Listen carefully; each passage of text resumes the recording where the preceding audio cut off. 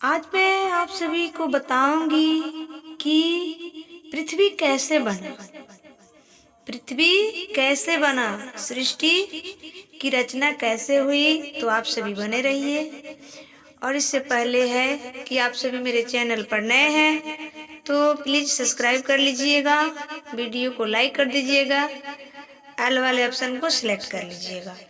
जिस दिन संसार बना था, याद रखना मेरी माँ, माय डियर, दुनिया का विज्ञान तो मोहनजोदड़ो हड़प्पा संस्कृति को ही जानता है। दुनिया का साइंस, चाहे वो नासा का साइंस हो या कहीं का साइंस हो, वो साइंस जो है केवल 2000 साल पुरानी बातें जानता है। मोहनजोदड़ो हड़प्पा संस्कृति के पहले क्या था, ये साइंस को अभी नहीं पता चला। साइंस इस पर रिसर्च कर रही है, जबकि हम आपको उस दिन तारीख बता सकती हूँ, हम आपको उस दिन का इतिहास दे सकती हूँ जिस दिन ये संसार बना। संसार कैसे बना, संसार कैसे बना, सबसे पहले क्या बना, चलो हम आपको सब सुना देती हूँ। लो, सृष्टि का वर्णन सुनो। ये देखो, हमारे वेद पुराणों में सबका है ये पृथ्वी कैसे बनी है, मैं बताऊंगी। 10 प्रकार की सृष्टि है। आप लोग प्रश्न करते हैं ना कि पहले वृक्ष आए कि मनुष्य आए। आज आपको स्पष्ट करते हैं प्रमाण के साथ। सबसे पहले महत्व की उत्पत्ति हुई, फिर अहंकार की उत्पत्ति हुई, फिर भूत स्वर्ग की उत्पत्ति हुई, फिर इंद्रियों की उत्पत्ति हुई। इंद्रियां हमारी जो रस, गंध, 5 इंद्रियां इत्यादि 5 इंद्रियां। इसके बाद 5वीं सृष्टि मन। हमारे जन्म से पहले हमारे मन का निर्माण हो चुका था। समझिएगा, मन आपका जो है वो आपसे पुराना है। मन और देवताओं की 5वीं सृष्टि। 6ठी सृष्टि है अविद्या की। अविद्या जानते हैं, अज्ञान, और ज्ञान भी आया और अज्ञान भी आया। यदि प्रकाश है तो अंधकार भी है, आकाश है तो पाताल भी है। तो भगवान ने ज्ञान बनाया तो अज्ञान बनाया, धर्म बनाया तो अधर्म बनाया। 7वीं सृष्टि वृक्षों की है। जब ब्रह्मा जी संसार बनाए तो सबसे पहले मनुष्य नहीं बना, ब्रह्मा जी ने वृक्ष बनाई। 7वीं सृष्टि ये वृक्ष है, वनस्पति। 8वीं सृष्टि भगवान ने पशु पक्षियों को बनाया। हमसे पहले भगवान ने कुत्ता, बिल्ली, चमगादड़, पशु पक्षी सब बना दिए थे, ये हमसे पहले के हैं। फिर 9वीं सृष्टि में भगवान ने मनुष्य को बनाया। जब ब्रह्मा जी ने मनुष्य को बनाया तब ब्रह्मा जी को शांति मिली, ये बढ़िया है, मनुष्य बढ़िया है। बाकी योनियां बनाकर ब्रह्मा जी संतुष्ट नहीं हुए, मनुष्य बना करके संतुष्ट हुए। मनुष्य सबसे बढ़िया है, भजन कर सकता है, सब कर सकता है। 10वीं सृष्टि है देवताओं की, पितरों की, असुरों की, गंधर्व की, अप्सराओं की। ये सृष्टि क्रम है। ये मैं तब की बात बता रही हूँ जब ये ब्रह्मांड बना था, जब ये सृष्टि बनी थी। मैं तब का इतिहास बोल रही हूँ। तो आप तो मोहनजोदड़ो हड़प्पा संस्कृति पढ़ते हैं। हम भारतीय लोग जो हैं उस दिन का भी इतिहास अपने पास रखते हैं, जिस दिन संसार का निर्माण हुआ, जिस दिन संसार का निर्माण हुआ। हम सबसे प्राचीन है, इसलिए सनातन धर्म सबसे अनादि है। मैं आपको 5,500 साल पुराना तो इतिहास प्रत्यक्ष दिखा सकती हूँ। मैं आपको 5,500 पुराना इतिहास प्रत्यक्ष दिखा सकती हूँ आपकी आंखों से।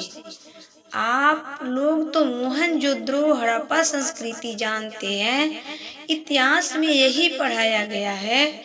ये बात तो 1800 साल, अधिक से अधिक 2000 साल पुरानी है। कहो साहब हाँ या ना बोलिएगा, क्योंकि हम यदि गलती बोल दे तो कृपया आप लोग सपोर्ट कीजिएगा, प्लीज बताइएगा। भाई कुछ गलती हो जाए तो आप लोग भी बता सकते हैं ना, आप लोग का भी अधिकार है। तो 2000 साल पुरानी है। कहो साहब हाँ या ना। द्वारिकाधीश जब भगवान श्री कृष्ण इस धरती को छोड़कर गए तो जिस द्वारिका में भगवान रहते थे वह द्वारिका पानी में डुबा कर गए हैं। जिस द्वारिका में भगवान रहते थे वो द्वारिका पानी में डुबा कर गए हैं। ये बात भागवत जी में लिखी है। अब आप कहेंगे कि मैं नहीं मानती, मैं नहीं मानता, लिखी है तो हम कैसे मान ले। और देख लेते हैं, कभी देख भी लेते हैं। अभी साल या 2 साल पहले आपने देखा होगा भारत के वैज्ञानिकों को समुद्र के भीतर गए, भारत के वैज्ञानिकों ने समुद्र के भीतर गए एक द्वारिका मिली है जिस पर रिसर्च किया गया। साइंटिस्टों ने तो पता चला ये 5500 साल पुरानी इमारत है। ये मैं नहीं कहती, साइंस प्रूफ कर रहा है। ये मैं नहीं कहती, ये साइंस प्रूफ कर रहा है। अभी आपने चैनलों पर, टीवियों पर देखी होंगी, टीवियों पर साल भर या 2 साल पुरान की चर्चा है, ये पुरानी चर्चा है। आप यूट्यूब पर डालेंगे द्वारिका हिस्ट्री, वो पूरी द्वारिका का वीडियो मिलेगी जिसमें साइंटिस्ट लोग पानी के भीतर गए और रिसर्च किए। बड़े बड़े इंटरनेशनल न्यूज चैनलों पर ये बात चली थी।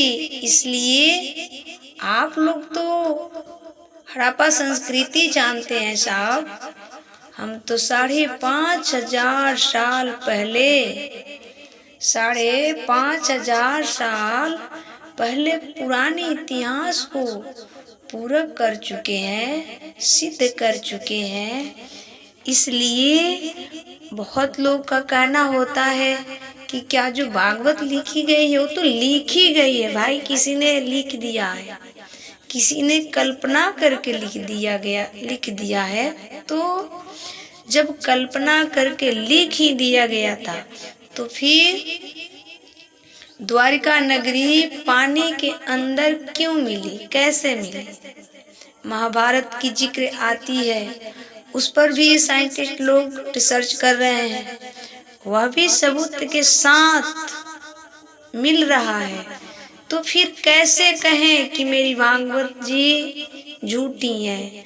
तो आप सभी समझिए कि साइंस के कसौटी में श्रीमद् भागवत हमारा सिद्ध उतरा कि नहीं, खरा उतरा कि नहीं। इसलिए साइंस कहीं और से नहीं हुआ है, और से नहीं आया है, सब हमारे भागवत जी में भरा पड़ा है। बस हम सब ऐसे हैं कि उसे नहीं देख पाते हैं, उस पर रिसर्च नहीं कर पाते हैं, जिसके वजह से आज अमेरिका, इंग्लैंड इत्यादि देशों ने आगे है और हमारे भारत देश के सब ऋषियों ने ये लिख डाली है, हमारे पूर्वजों ने लिख डाली है, पर हम उस पर कुछ कर नहीं पाते हैं। इसलिए भागवत जी साइंस